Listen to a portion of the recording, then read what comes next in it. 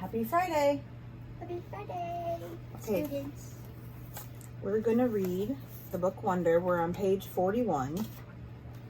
And just to catch you up, Augie hasn't been to school because he was born different than everyone else and he had lots and lots of surgeries. And he is going to this school called Beecher Prep. And he went to this school and got a little tour from Charlotte and Jack. And the other kid's name was, what was the other kid's name? Charlotte, Jack, and Julian. And his dog's name is Daisy. And we just went to he just had his first day of school, and the teacher gave him lockers. And he's in homeroom 301. Her name's Miss Petosa. And we're on page 41. The chapter's called Around the Room. This is Lily, by the way. I forgot. You gonna listen in, or are you gonna go? I'm gonna listen. It says Around the Room. Mrs. Petosa told us a little bit about who she was. It was boring stuff about where she originally came from and how she was always wanted to teach, and she left her job on Wall Street about 6 years ago to pursue her dream to teach kids. She ended by asking if anyone had any questions, and Julian raised his hand. Yes, she asked, to look at the list to remember his name, Julian. That's cool how you're pursuing your dreams, he said. Thank you. You're welcome, he smiled proudly. Okay, so why don't you tell us a little bit about yourself, Julian? Actually, here's what I want everyone to do. Think of 2 things you want other people to know about you. Actually, wait a minute. How many of you came from the Beecher Lower School? About half the kids raised their hands. Okay, so a few of you already know each other, but the rest of you, I guess, are new to the school, right? Okay, so everyone think of 2 things you want other people to know about you. And if you know some of the other kids, try to think of things they don't already know about you, okay? Okay? So let's start with Julian, and we'll go around the room. Julian scrunched up his face and started tapping his forehead like he was thinking really hard. Okay, whenever you're ready, Miss Petosa said. Okay, so number 1 is that, do me a favor and start with your names, okay? Miss Petosa interrupted. It'll help me remember everyone. Oh, okay. So my name is Julian, and the number 1 thing I'd like everyone to tell about myself is I just got a Battleground Mystic for my Wii, and it's totally awesome. And the number 2 thing is we got a ping pong table this summer. Very nice. I love ping pong, said Miss Petosa. Does anyone have any questions for Julian? Is Battleground Mystic multiplayer or 1 player? Said the kid named Miles. Not those kinds of questions, guys, said Miss Petosa. Okay, so how about you? She pointed to Charlotte, probably because her desk was closest to the front. Oh, sure. Charlotte didn't hesitate for a second, like she knew exactly what she wanted to say. My name is Charlotte. I have 2 sisters, and we just got a new puppy named Suki in July. We got her from the animal shelter, and she's so cute. That's great, Charlotte. Thank you, said Miss Petosa. Okay, then, who's next? Next chapter says, Lamb to the Slaughter. Like a lamb to the slaughter, something that you say about someone who gets somewhere calmly, not knowing that something unpleasant is going to happen to them. I Googled it last night. That's what I was thinking about when Miss Petosa called my name, and suddenly it was my turn to talk. My name is August, I said, and yeah, I kind of mumbled it. What? Said someone. Can you speak up, honey? Said Miss Petosa. My name is August, I said louder, forcing myself to look up, and I have a sister named Via, and a dog named Daisy, and that's it. Wonderful, said Miss Petosa. Anyone have any questions for August? No one said anything. Okay, you're next, said Miss Petosa to Jack. Wait, I have a question for August, said Julian, raising his hand. Why do you have that tiny braid in the back of your hair? Is it like a Padawan thing? Yeah, I shrugged, nodded. What's a Padawan thing, said Mrs. Petosa, smiling at me. It's from Star Wars, answered Julian. A Padawan is a Jedi apprentice. Oh, interesting, said Miss Petosa, looking at me. So you are into Star Wars, August. I guess, I nodded, not looking up, because what I really wanted was to just slide under the desk. Who's your favorite character? Julian asked, as I started thinking maybe he wasn't so bad. Jango Fett. What about Darth Sidious? He said. Do you like him? Okay, guys, can you talk about Star Wars stuff at recess? Said Miss Petosa cheerfully. But let's keep going. We haven't heard from you yet, she said to Jack. Now it was Jack's turn to talk, but I admit I didn't hear a word he said. Maybe no one got to the Darth Sidious thing, and maybe Julian didn't mean anything at all. But in Star Wars Episode 3, Revenge of the Sith, Darth Sidious's face gets burned by Sith lightning and becomes totally deformed. His skin gets all shriveled up, and his whole face just kind of melts. I peeked at Julian, and he was looking at me. Yeah, he knows what he was saying. I get it. The next chapter says, choose kind. There was a lot of shuffling around when the bell rang, and everybody got up to leave. I checked my schedule, and it said my next class was English, room 321. I didn't stop to see if anyone else from my homeroom was going my way. I just zoomed out of the class and down the hall and sat as far from the front as possible. The teacher, a really tall man with a yellow beard, was writing on the chalkboard. Kids came in laughing and talking in little groups, but I didn't look up. Basically, the same thing that happened in homeroom happened again. No one sat next to me except for Jack, who was joking around with some kids who weren't in our homeroom. I could tell Jack was the kind of kid other kids like. He had a lot of friends. He made people laugh. When the second bell rang, everyone got quiet. The teacher turned around and faced us. He said his name was Mr. Brown, and then he started talking about what we would be doing this semester. At a certain point, somewhere between A Wrinkle in Time and Shen of the Sea, he noticed me, but kept right on talking. I was mostly doodling in my notebook when he talked, but every once in a while, I would sneak a look at the other students. Charlotte was in this class, so were Julian and Henry. Miles wasn't.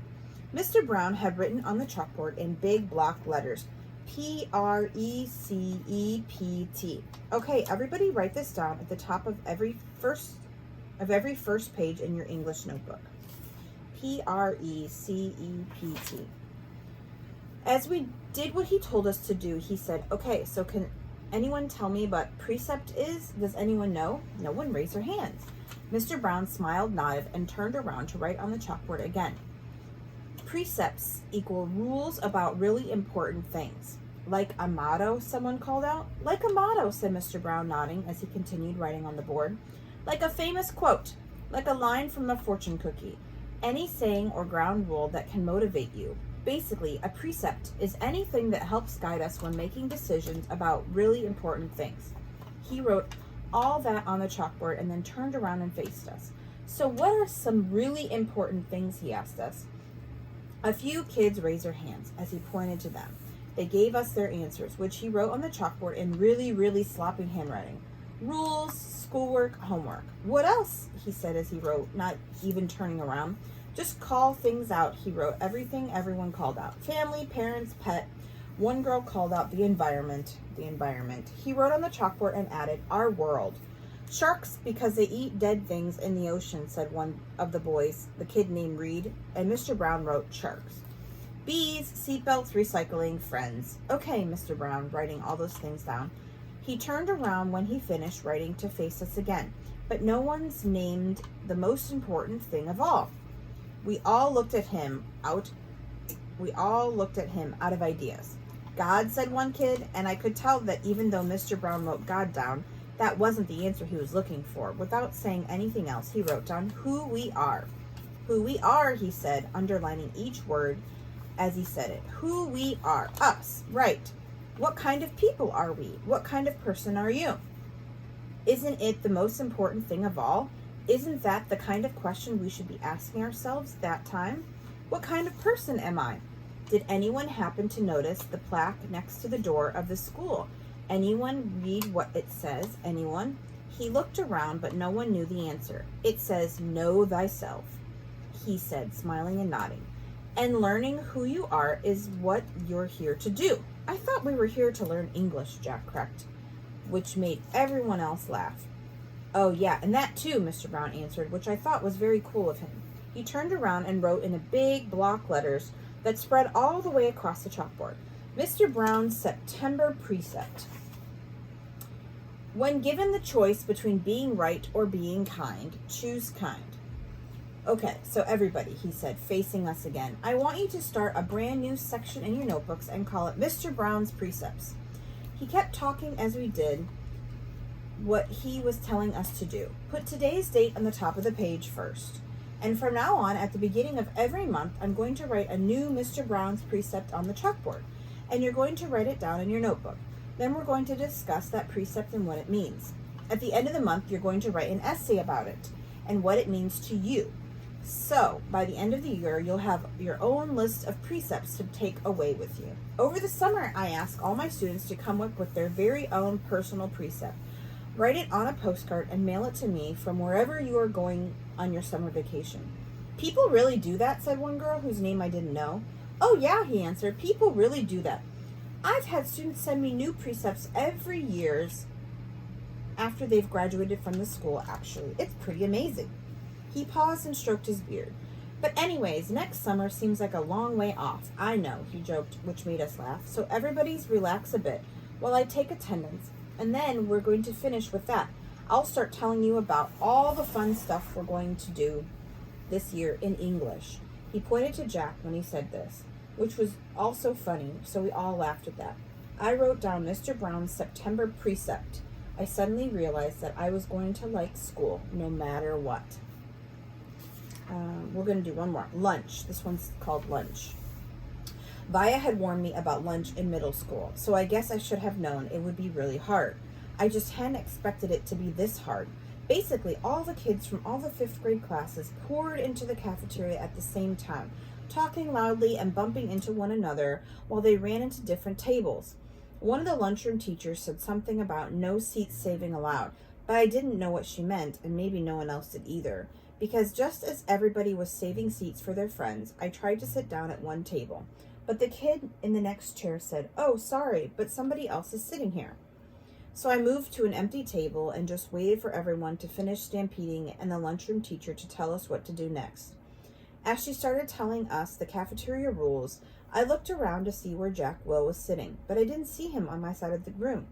Kids were still coming in as the teacher started calling the first few tables to get their trays and stand in line at the counter. Julian, Henry, and Miles were sitting at the table toward the back of the room. Mom had packed me a cheese sandwich, graham crackers, and a juice box, so I didn't need to stand in line when my table was called. Instead, I just concentrated on opening my backpack, pulling out my lunch bag, and slowly opening the aluminum foil wrapping of my sandwich. I could tell I was being stared at, even without looking up. I knew that people were nudging at each other, watching me out of the corners of their eyes. I thought I was used to those kinds of stares by now, but I guess I wasn't. There was one table of girls that I knew were whispering about me because they were talking behind their hands. Their eyes and whispers kept bouncing over to me. I hate the way I eat. I know how weird it looks. I had a surgery to fix my cleft palate when I was a baby. That's his mouth.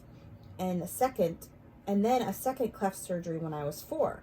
But I still have a hole in the roof of my mouth.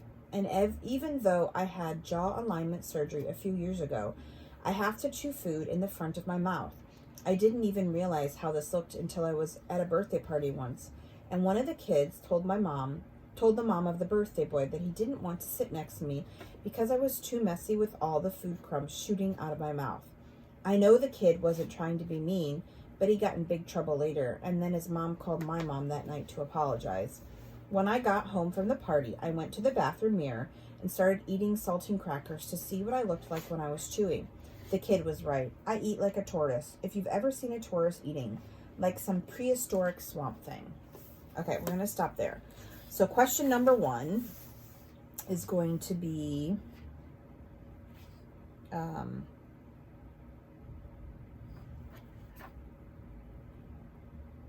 question number 1 is, what did Mrs. Petosa ask all the kids to do? Question number 2 is, what was the first class he had? Number 3 is, what was the teacher's name? Number 4, what did the teacher ask everyone to write at their notebooks? And